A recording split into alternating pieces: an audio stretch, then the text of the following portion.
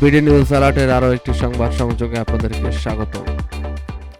হাসিনার অধ্যায় শেষ, আওয়ামী লীগ আর ফিরবে না হাসনাত। ক্ষমতাচ্যুত সাবেক প্রধানমন্ত্রী শেখ হাসিনার অধ্যায় শেষ এবং আওয়ামী লীগ আর ফিরবে না বলে মন্তব্য করেছেন জাতীয় নাগরিক পার্টি এনসিপির মুখ্য সমন্বয়ক হাসনাত আব্দুল্লাহ। বুধবার 9 জুলাই রাতে ঝিনাইদহ শহরের পায়রা চত্বরে জুলাই গণ অভ্যুত্থান দিবসের বর্ষপূর্তি উপলক্ষে আয়োজিত পদযাত্রা ও পথসভায় তিনি এই মন্তব্য করেন। হাসনাত আব্দুল্লাহ শেখ হাসিনাকে টেররিস্ট আখ্যা দিয়ে বলেন, Hasina chapter closed, Awami League will never come back. তিনি বলেন, মধ্য এশিয়ার টেররিস্ট হচ্ছে গুজরাটের কসাই নরেন্দ্র মোদী, আর এক টেররিস্ট হাসিনাকে প্রশ্রয় দিয়ে বাংলাদেশকে অস্থিতিশীল করার চেষ্টা চলছে। হাসিনা ও ছাত্রলীগ উভয়ই সন্ত্রাসী।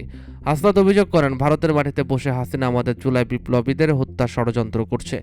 আওয়ামী লীগের প্রেতাত্মারা ভারত ও লন্ডন থেকে যতই ষড়যন্ত্র করুক, বাংলাদেশের মাটিতে আওয়ামী লীগের আর কোনো প্রত্যাবর্তন হবে না।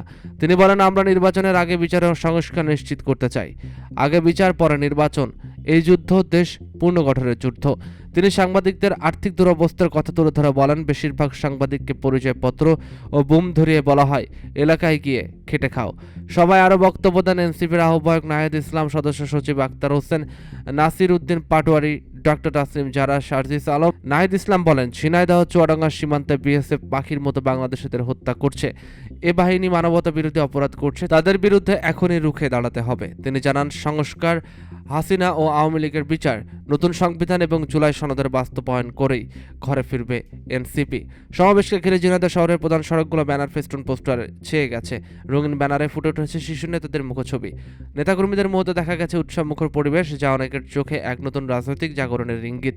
কর্মসূচি সফল করতে এনসিপির জেলা ও থানা পর্যায়ে নেতাকর্মীরা দিনরাত কাজ করে যাচ্ছেন।